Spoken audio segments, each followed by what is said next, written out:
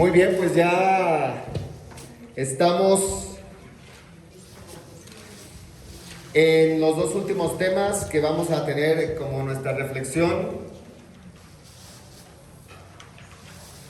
Ya mañana pues es el último día y todavía hace falta pues estructurar los equipos, ¿no? Platicar un poco las comunidades a las que se van a visitar y ponerse de acuerdo sobre todo para la acción. Ahorita es un momento de preparación, un momento de trabajo y personal, ¿no?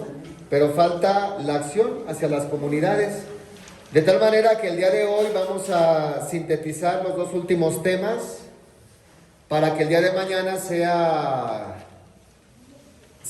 solamente lo organizativo, ¿sí? Lo práctico, hacer los equipos y así cada quien pues pueda estar calentando motores para salir a la misión.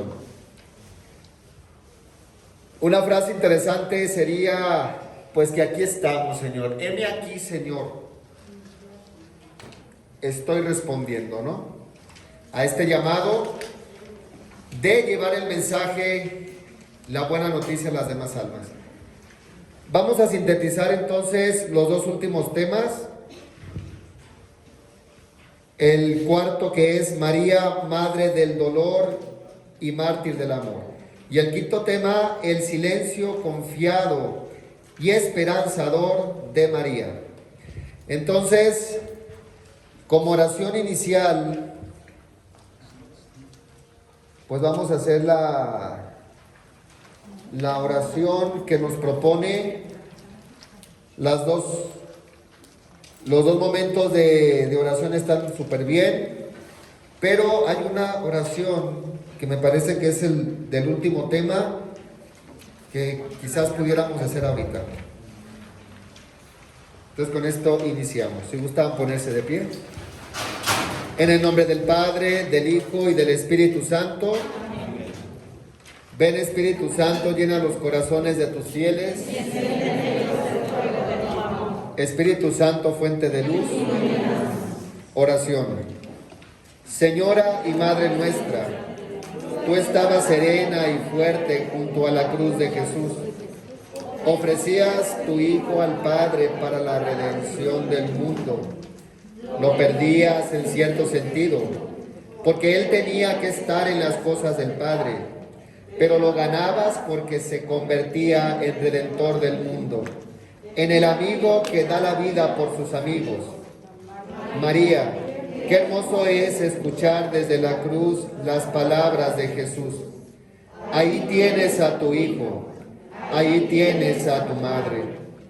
Qué bueno se te recibe en nuestra casa como Juan. Queremos llevarte siempre a nuestra casa. Nuestra casa es el lugar donde vivimos, pero nuestra casa es sobre todo el corazón donde mora la Trinidad Santísima. Amén. En el nombre del Padre, del Hijo y del Espíritu Santo. Amén.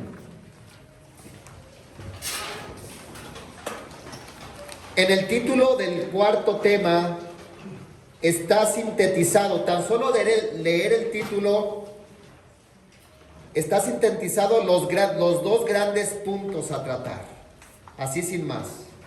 ¿Cómo dice el tema? María, Madre del Dolor y Mártir del Amor. ¿Cuáles son los grandes temas o los dos puntos a tratar en este tema? El dolor y el amor.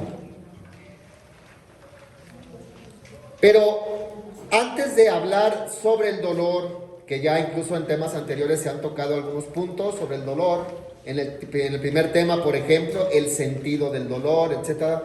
Hablábamos sobre ello. Antes de hablar sobre el dolor y el amor, ayer también se hablaba algo sobre el amor, ¿no? Sería bueno, o lo ideal es hablar sobre la gracia. Para hablar sobre la gracia pueden recurrir al Catecismo de la Iglesia Católica o pueden investigar en alguna parte de alguna página católica oficial, por ejemplo en CatholicNet, en las redes, en internet. Es de las páginas un poco más confiables en cuanto a la doctrina, ¿no? La sana doctrina. ¿Por qué hablar antes de la gracia? Porque el mismo tema lo refiere, fíjense, dice, al iniciar el desarrollo, dice, amor-dolor. Parecen dos realidades de nuestras vidas tan opuestas, pero que tienen una profunda unidad. ¿De dónde proviene esta unidad? En que ambos son meritorios por la acción de la gracia de Dios. O sea que amor-dolor están vinculados, están unidos íntimamente por la gracia de Dios. Y más aún, fíjense, inmediatamente dice, la gracia es la madre del amor y del dolor. O sea, no podemos conocer a los hijos sin conocer a la madre. Si vamos a hablar sobre el amor y el dolor, y dice el texto que la gracia es la madre del amor y del dolor, pues tenemos que partir de la madre. Porque la gracia es la que une el amor y el dolor en una sola realidad, o hace un vínculo en estas dos experiencias de la vida. Y porque también la gracia dice que es madre del amor y del dolor. Entonces, tan solo si leemos el título, aquí ya nos habla las dos grandes partes del tema. Hablar sobre el amor y sobre el dolor. Pero vamos a añadir antes de hablar de estos dos, en primer lugar hay que hablar de la gracia. Así que la recomendación es, para quien le toque exponer este tema, pues indague un poco sobre la gracia de Dios, ¿no? ¿Qué es la gracia? Investigar y entenderlo y luego darlo a conocer. A veces cuando alguien suele preguntar, oye, ¿vas a comulgar? Hay quien dice, no, porque no estoy en gracia. ¿Qué significa eso de no estoy en gracia? Significa que no estoy unido con Dios. ¿Y por qué no estoy unido con Dios? Porque lo que hace que me aleje de Dios o que me aparte de Dios es el pecado. Cuando digo no estoy en gracia significa, pues tengo pecado. Normalmente tengo pecado mortal, que me aleja de Dios. Ahorita no estoy en gracia, no estoy en comunión con Dios y por lo tanto no puedo comulgar. La gracia entonces es estar unido con Dios. Recordemos que cuando Adán y Eva fueron creados, ellos vivían en unión íntima con Dios. Es decir, ellos al ser creados por naturaleza, fueron creados en gracia santificante, estaban unidos íntimamente con Dios y además tenían lo que se llama los dones preternaturales, que iban a heredar de generación en generación. Y los dones preternaturales son los dones fruto de la gracia, de la unidad con Dios. Por ejemplo, uno de los dones preternaturales era la filiación divina. Ellos, desde el momento de la creación, eran considerados y ellos se consideraban y lo sabían hijos de Dios, por adopción, pero hijos de Dios. El ser humano, antes del pecado, vivía en unión íntima con Dios y considerados hijos de Dios. Actualmente no es así, ¿verdad? Cuando alguien nace, cuando un niño nace, viene a este mundo, cuando una mujer da luz, pues propiamente desde el punto de vista de la doctrina no decimos, mira, un hijo de Dios. ¿Hasta cuándo decimos es hijo de Dios? Hasta después de ser bautizado. antes es criatura de Dios. Pero con Adán y Eva no era así. Era uno de los dones preternaturales, la filiación divina, por naturaleza desde el inicio, hijo de Dios. Otro de los dones preternaturales, la voluntad divina. Tal era la unión del hombre con Dios, que el ser humano ni siquiera tenía que discernir cuál era la voluntad de Dios para él. Es decir, tan solo por naturaleza el ser humano sabía cuál era la voluntad de Dios para con él. Ese es el de la voluntad divina. Es un don preternatural que el hombre antes del pecado poseía, fruto de la gracia santificante, que es fruto de que estaba unido íntimamente con Dios. Otro don preternatural, por ejemplo, la ciencia infusa. El ser humano hoy, para conocer desde nuestro estado de vida, desde nuestro nivel de criaturas, por así decirlo, tenemos que estudiar. Ustedes, por ejemplo, pues tienen que prepararse ahora que van a dar estos temas. Tienen que indagar algunas cosas que no entiendan, tienen que preguntar, tienen que conocer. En el ámbito académico, pues tienen que ir a las escuelas, ¿no? Desde el kinder, primaria, secundaria, universidad, posgrados, para conocer algunas áreas dentro de la ciencia o del conocimiento humano, espiritual o apostólico. Pero con Adán y Eva esto no era así. Ellos ya tenían esa ciencia infusa por naturaleza y de una manera especial Adán.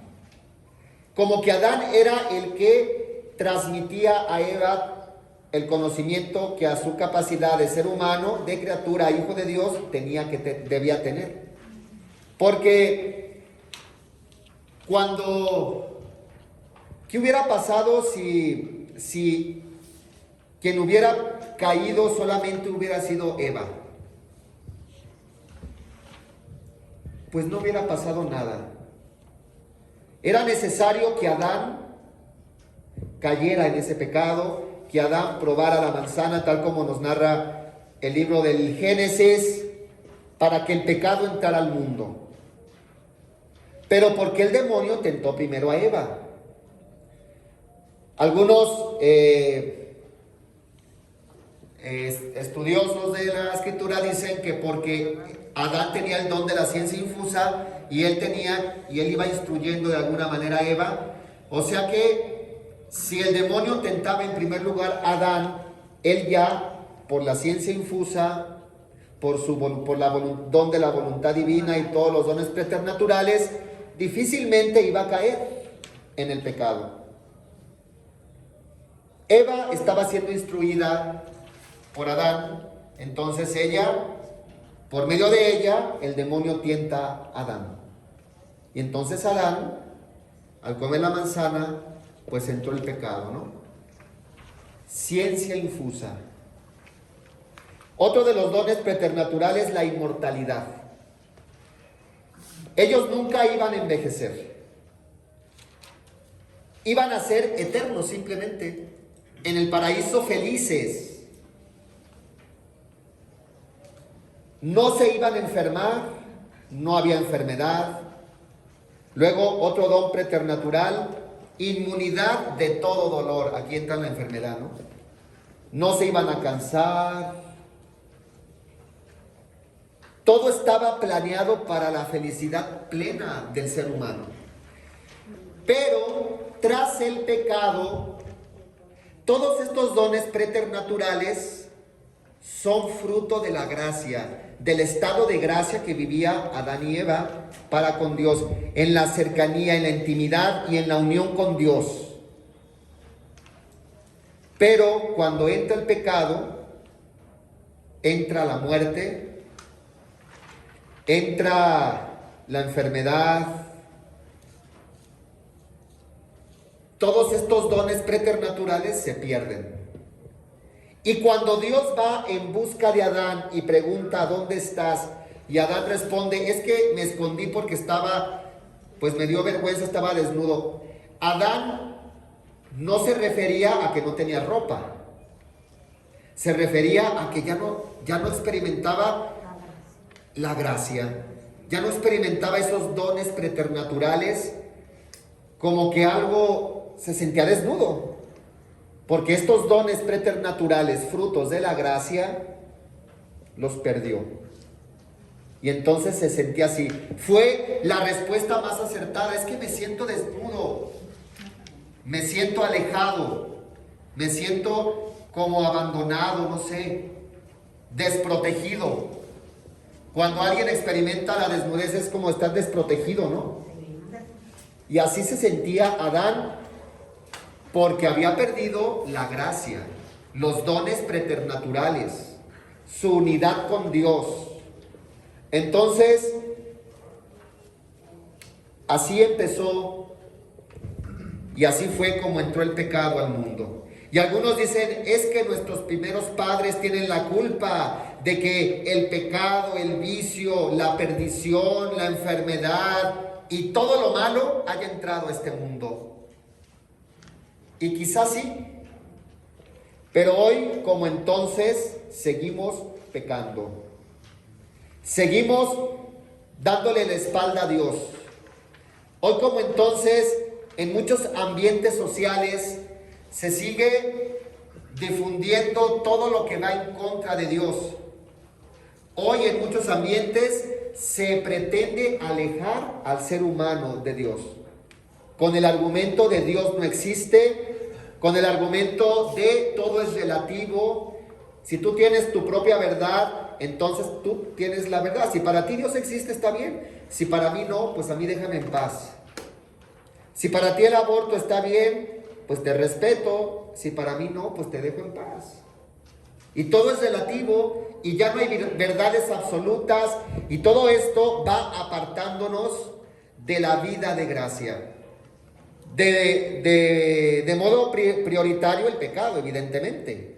Es lo que nos separa de Dios. Entonces, la gracia, ahora hemos dicho que no es la gracia. La gracia es, la pérdida de la gracia produjo en Adán el sentirse desnudos. Pues así debemos experimentar cuando no estamos en gracia. Por la redención de Cristo, la vida de gracia volvió. Afortunadamente, ¿no? Fíjense, desde Adán hasta Cristo no había gracia en el ser humano.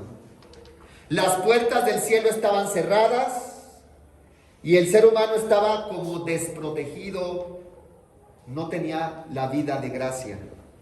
Pero tras la redención, la gracia vuelve.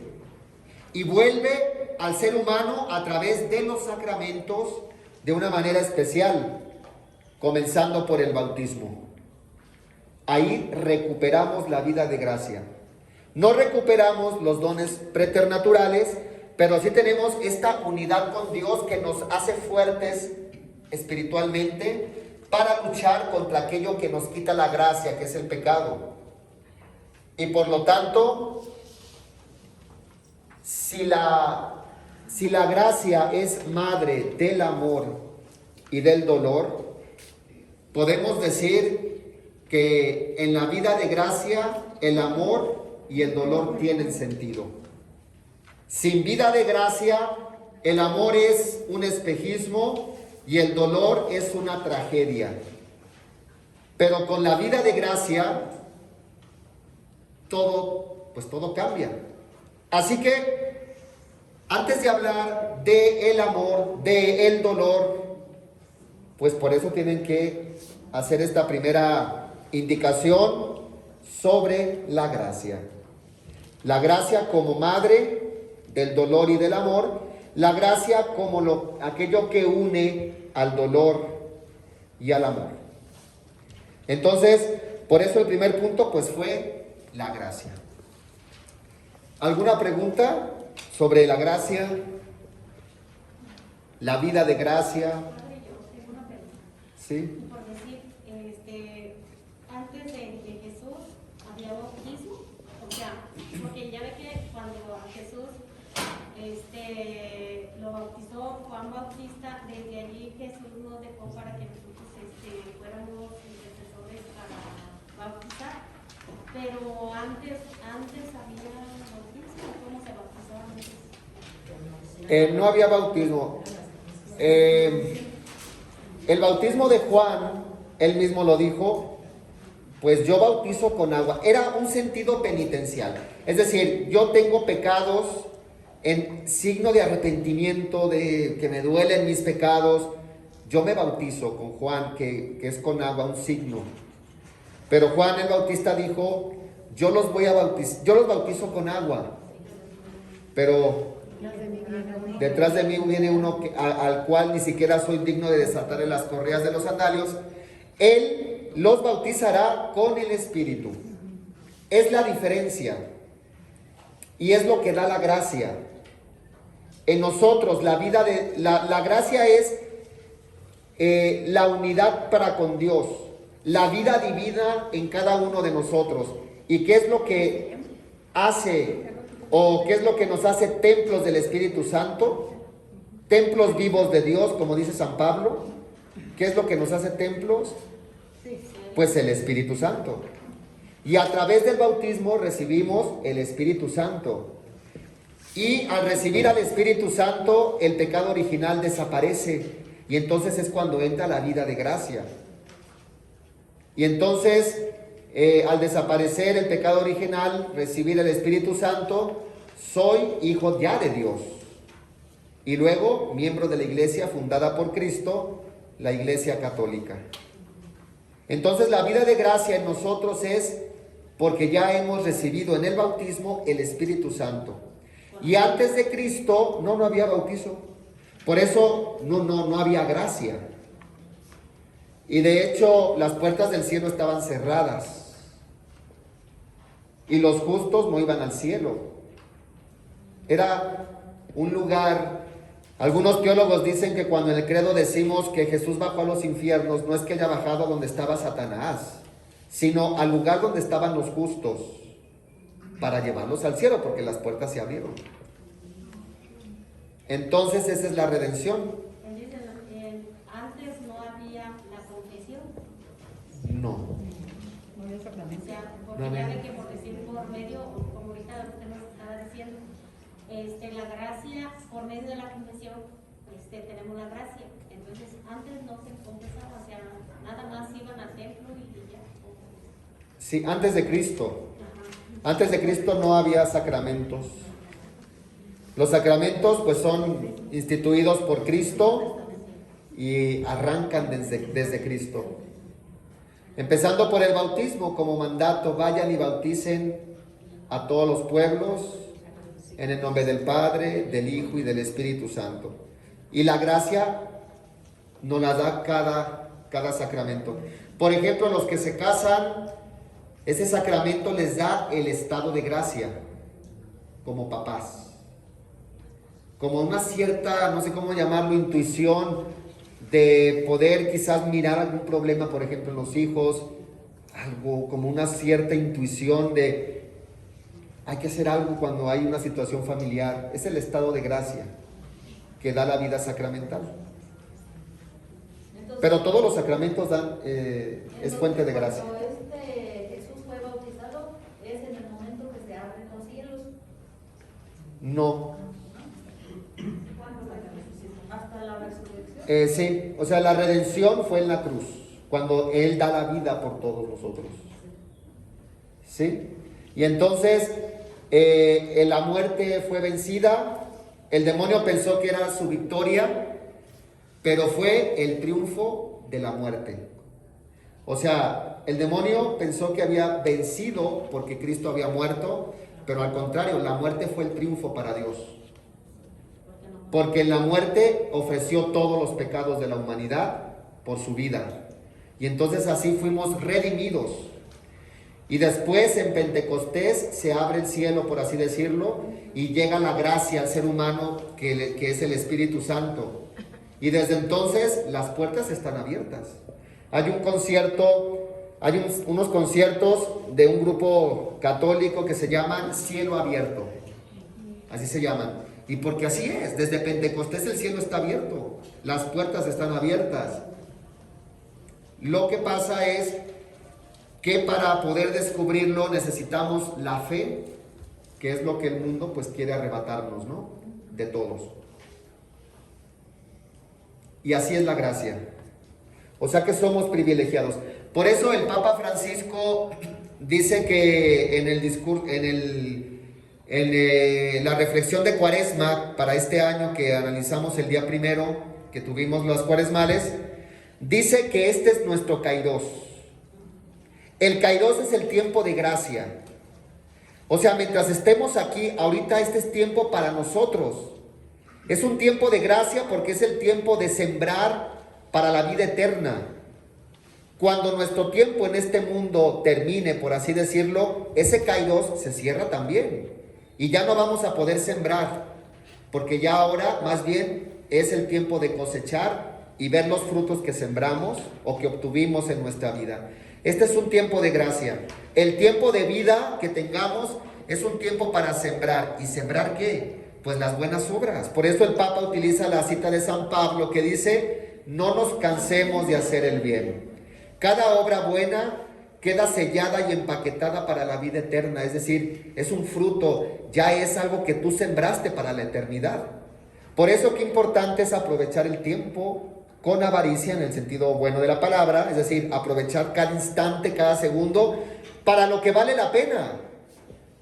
Porque este es un tiempo de gracia. Y si lo vemos como un tiempo de gracia, pues no podemos sino aprovecharlo siempre, sacando el mejor provecho para la eternidad, no para este mundo. Es más o menos de lo que habla el Papa Francisco. Tiempo de gracia.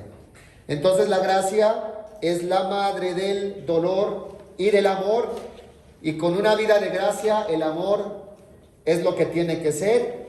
Sin una vida de gracia el amor es puro espejismo. Con una vida de gracia el dolor tiene sentido, y sin vida de gracia el dolor pues es Sufrimiento. solamente una tragedia, sí, un sufrimiento. Bueno, segundo punto, pues el amor, evidentemente, ¿no? El amor. Santa Teresa del Niño Jesús es la patrona de las misiones. Y uno dice, pero ¿cómo puede ser patrona de las misiones si ella fue una carmelita descalza que nunca salió de las 4 paredes del convento? Pero porque es la patrona. Uno entendería que alguien que es considerado como patrón de las misiones tuvo que estar en el África, tuvo que irse a la India, tuvo que dar la vida en donde ustedes quieran en la misión y pasar hambre y persecuciones y desprecios y pasar lo que todo misionero pasa. Pero no. Santa Teresita del Niño Jesús vivió en un convento y partió al cielo en un convento. Pero ella decía, llegó a la cuenta de que ella podía hacerlo todo. Podía ser sacerdote, podía ser misionera, podría ser apóstol, podría ser mártir desde el amor. De hecho, pues ella escribió algunas cosas. Hay un grupo que se llama GC, que hizo canto, una letra que ella escribió, y se llama Yo quiero ser el amor. Y es un grupo GC de Monterrey. Bueno, más o menos dice un poco así. Este canto, que es lo que escribió Santa Teresita, dice: yo quiero ser el amor, quiero ser el amor. Y luego fíjense, así puedo serlo todo, profeta, misionero, apóstol y guerrero. mártir y sacerdote, tú me has dado el llamado de poder serlo todo, oh mi Jesús amado. Tú me has dado el llamado de poder serlo todo. Y desde un convento vivió lo que es el amor y llegó a ser misionera. No solamente misionera, patrona de las misiones. Y la mayor labor y el mayor bien que hizo a las misiones fue desde el amor convertir su oración por las misiones, por los misioneros. Y si a Santa Teresita le dio o ella sintió el llamado de poder serlo todo desde el amor, pues también nosotros debemos sentirnos llamados a serlo todo. ¿Y cómo podemos serlo todo? Mediante el amor. Porque Dios es amor. Y si en nosotros está la vida de gracia, está el Espíritu Santo es el amor del Padre y del Hijo que se derrama y que ha llegado a nuestros corazones desde el bautismo, entonces también podemos serlo todo. Porque Dios nos ha dado este llamado de serlo todo. El título dice mártir del amor, ¿no? El del tema dice madre del dolor y mártir del amor. Santa Teresita decía, desde el amor yo puedo ser mártir, sacerdote, profeta. Lo más importante es el amor. Y por eso la Virgen María también fue mártir del amor. El amor que le llevó a entregar todo lo que ella es desde su libertad. Acá en la página 19, ¿cuál era?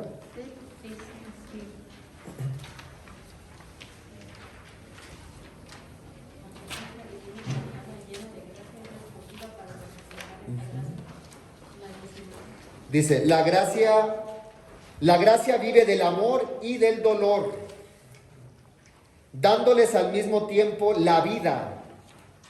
De igual manera María vive del amor y del dolor, dándoles al mismo tiempo vida.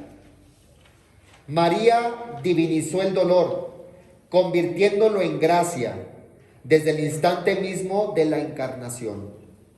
O sea que gracia, amor y dolor son los tres aspectos que tienen que quedar claros para nosotros en este tema y después compartirlo a los demás. San Juan dice que Dios es amor. Y Jesús ha reducido toda la ley de los profetas y todos los mandamientos en uno solo, el mandamiento del amor. Y luego San Juan dice que de la fe, la esperanza y el amor, la más grande y por lo tanto lo más importante es el amor. Que el amor es lo único que como cristianos debería tener el primer lugar. Pero hoy quizás tenemos que entender qué es lo que el mundo nos ofrece como amor. A veces se viven muchos espejismos de amor. Porque el amor se ha banalizado, el amor se ha reducido a un materialismo, el amor se ha reducido a un placer, el amor se ha reducido a una banalidad. Y hoy el mundo en muchos aspectos, en muchos ambientes, propone a los jóvenes y a todo mundo algo que parece amor pero no lo es. Y que al caminar por este sendero solamente nos vamos a dar topes, porque fueron puros espejismos de amor. Por lo tanto, para hablar del amor, primero hay que entender qué es el amor. Si la vida de gracia es la madre del amor, entonces el amor es Dios mismo. Dios es amor. Y el amor que Dios ha suscitado en nuestros corazones debe ser la luz para manifestarla a los demás, que es en definitiva la caridad, el mensaje de Cuaresma del Santo Padre. Así que, pues lo más importante es el amor. Si vemos la cruz, ahí estaremos viendo al amor más grande. Jesús mismo lo dijo, no hay amor más grande que aquel que da la vida por sus amigos.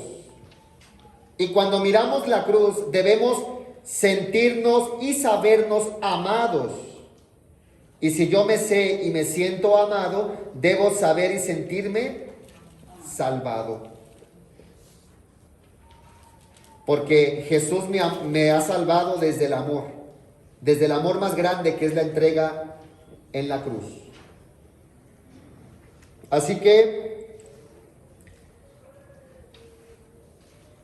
esto en relación al amor. Y tercer punto, pues el dolor, ¿no? Ya el primer día de los Cuaresmales habló un poco sobre el dolor, por el tema. Y aquí dice que la Virgen María, el título del tema es Madre del Dolor. Pero es Madre del Dolor en cuanto le da sentido. ¿Y cómo se le puede dar sentido al dolor? Mediante la gracia, mediante la vida de gracia. Dice acá en la página 19, pues ¿qué será? En el 1, ahí en el tercer párrafo dice, los dolores de María fueron fecundos, porque los produjo en su corazón una causa divina. Tenían origen sobrenatural y tendían a darle gloria a Dios. Por eso fueron dolores salvadores, por la unión con los dolores redentores de Jesús. Los dolores o el dolor de la Virgen María fueron dolores salvadores, dice, porque tenían su origen, un origen divino, que es la vida de gracia. Recordemos que la Virgen María, ella sí es la llena de gracia, ¿eh? O sea, ella no necesitó bautizarse. Ella fue creada y preservada como ese terreno infecundo, ese terreno fecundo, ese terreno limpio de pecado, la llena de gracia. Y por lo tanto, el dolor de la Virgen María, o la causa del dolor, es la vida de gracia, que ya en ella estaba. Y por eso sus dolores, cuando los ofrecía, eran dolores de salvación. Por eso el dolor tiene sentido, como ya dijimos en el primer tema, el primer día de Cuaresmales, cuando lo ofrecemos por un bien mayor. Si no lo ofrecemos, pues bien puede ser solamente pura tragedia. Pero luego dice que este dolor de la Virgen María estaba unido al dolor redentor de Jesús. Jesús también tuvo un dolor redentor. En la cruz, ¿cuál era el mayor dolor de Cristo? No era el dolor físico, que en sí mismo pues era tremendo. Pero el mayor dolor era la carga de pecados. El mayor dolor de Cristo en la cruz era un dolor moral. Jesús en la cruz cargó con los pecados de toda la humanidad de todos los tiempos. Ya en la cruz nuestros pecados iban ahí, como un peso flagelante hacia Cristo. Y por eso su dolor fue un dolor redentor, porque los ofreció ese dolor por esos pecados que Él ya tenía ahí, en el momento de la cruz. Y por eso nosotros fuimos redimidos, fuimos salvados. Ya nuestra lucha de alguna manera tiene la victoria. Por eso no hay que rendirse.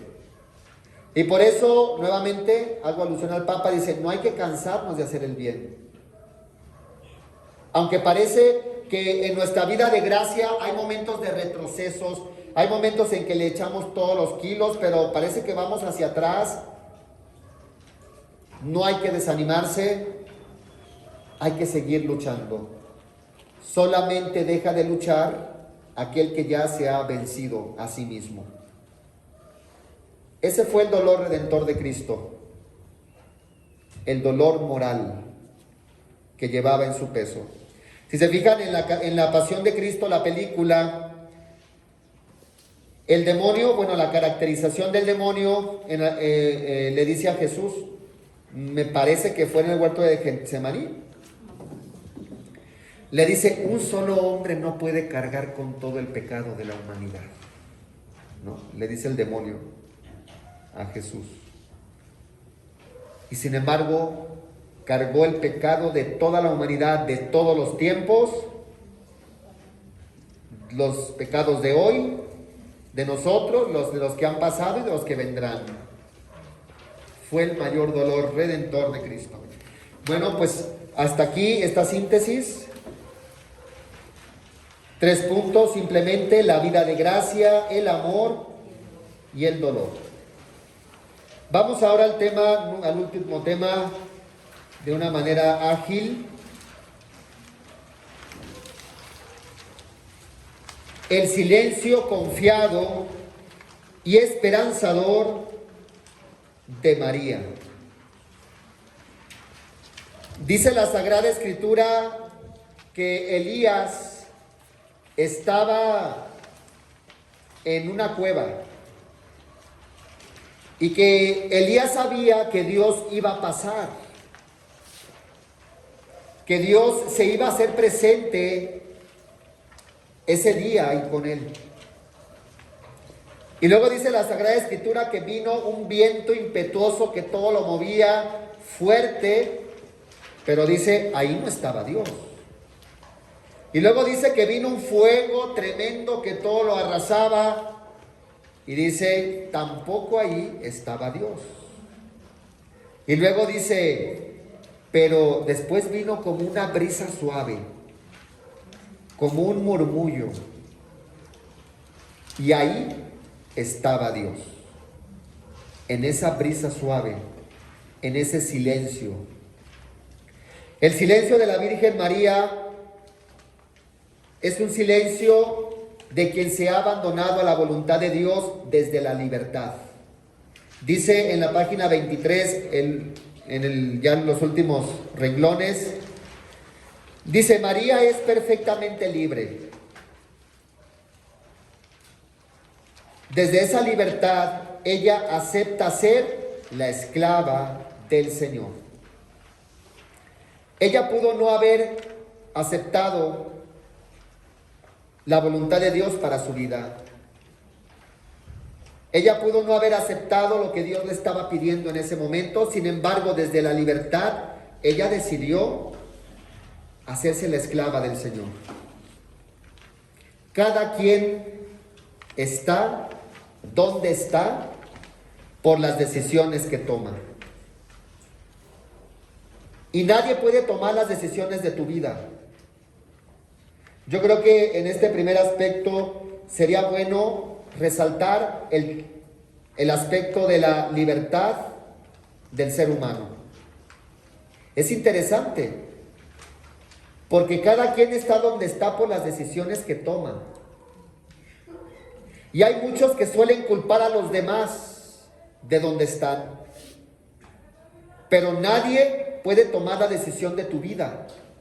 Cada quien toma sus decisiones y sí podemos ser influenciados por la familia, por los amigos, por los ambientes, pero en definitiva somos nosotros los que tomamos las decisiones. Y además, una decisión cambia la vida. ¿Qué hace falta para cambiar? Decidirlo. ¿Qué hace falta para que un drogadicto deje de drogarse? Que lo decida. Y ahí entran todo el aspecto de tratamientos y especialistas y tal. Pero mientras alguien no decida cambiar, no va a cambiar. Una decisión cambia la vida. Muchos suelen siempre culpar a los demás de sus actos, ¿no? Del lugar donde están. No sé si alguna vez han escuchado hablar de Susie Favor. Fue una atleta norteamericana que participó y ganó alrededor de 7 medallas de oro para Estados Unidos. Participó en varias olimpiadas. Y su última olimpiada fue Sydney 2000. Ella corría los 150, me parece, metros planos. Y en Sydney 2000, pues iba en la carrera, el tobillo se lesionó, no pudo terminar la carrera. Ese día tomó una decisión y decidió dejar el atletismo para convertirse en la prostituta más cara de Las Vegas. Y así lo hizo y lo logró. De hecho, se hizo famosa porque despreció a Cristiano Ronaldo, ¿no? Y pues fue cuando salió en televisión y tal. Y ella dice, porque después escribió un libro que se llama Fat Girl. Ella dice que cuando sus papás se enteraron de lo que se estaba dedicando, dice que le dio una pena tremenda, que tomó otra decisión, dejar eso, ese estilo de vida, y pues dedicarse a escribir, o sea, cambiar otra vez su ritmo de vida. Y escribió su libro Fat Kid. Entonces, este es un ejemplo para decir que para cambiar solamente hace falta decidirlo. El cambio no es fácil, pero lo único que hace falta es decidirse cambiar. Y estas decisiones solamente las toma cada quien. Y ahí entra el misterio de la libertad del hombre. Y en el misterio de la libertad del hombre está siempre la búsqueda de Dios hacia el hombre y del rechazo del hombre hacia Dios. Está la búsqueda de Dios hacia el hombre y el hombre que debe decidir aceptarlo o no aceptarlo. Ahí está la decisión del hombre en la libertad. Porque Dios nunca va a obligar a nadie. No obligó a la Virgen María en su decisión, tampoco obligó a los apóstoles, a nadie. Solamente es como una propuesta de un plan de amor de Dios para cada uno. Pero aceptar ese plan o rechazarlo ya no depende de Dios, depende de nosotros. Y por eso a veces, cuando hay dificultades que dicen, es que ya no sé qué hacer con mi nuera, ya no sé qué hacer con mi hijo, ¿qué puedo hacer? Pues, ¿qué puede hacer? Aconsejar, corregir, orientar. Pero la decisión no es de usted, es de su hijo, es de su nuera. La decisión de cambiar o no cambiar tampoco es de usted, es de ellos. Usted con eso, con orientar, aconsejar, corregir, pues ya está haciendo lo que tiene que hacer. La decisión la toma cada persona, sí. Por eso que es importante aquí hablar de la libertad. Este silencio de la Virgen María fue desde la libertad en la que decidió aceptar la esclavitud, el ser la esclava del Señor. Otro aspecto que resalté, un segundo aspecto sobre el silencio de María, es abandonarse en la providencia divina.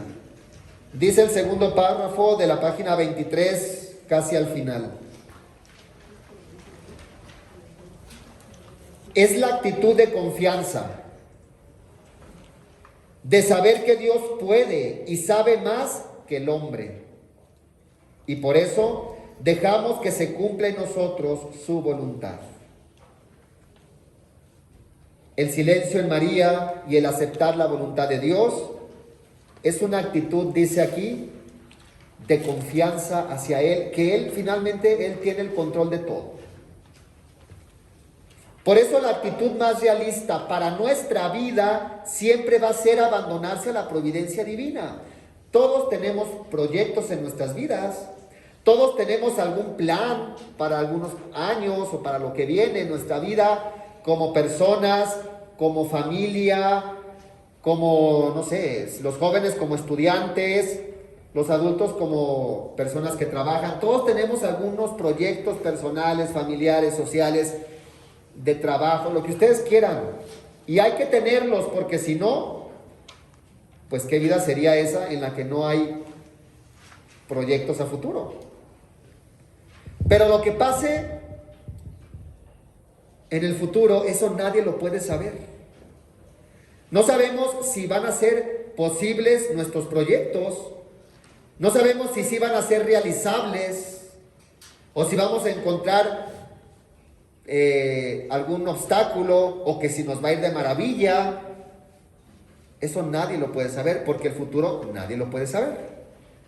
Así que la actitud más realista ante nuestra vida es la actitud de la Virgen, confiar en que Dios sabe más, confiar en que Él es el Señor de la historia, que Él sabe más y lo que conviene a cada uno. La actitud de nuestra vida debe ser la más realista, fiarnos de la providencia divina. Así lo hizo María. Nadie tiene el control total de su vida. Nadie tenemos el control total de nuestra vida. Por eso, mejor abandonarse en las manos de Dios, como una actitud realista. Tercero, ya al final de la página 23, el silencio de María nos habla de la oración, evidentemente, ¿no? Dice, el silencio de María es también oración. Es oración. Pero no una oración infecunda. Una oración que se vuelve acción.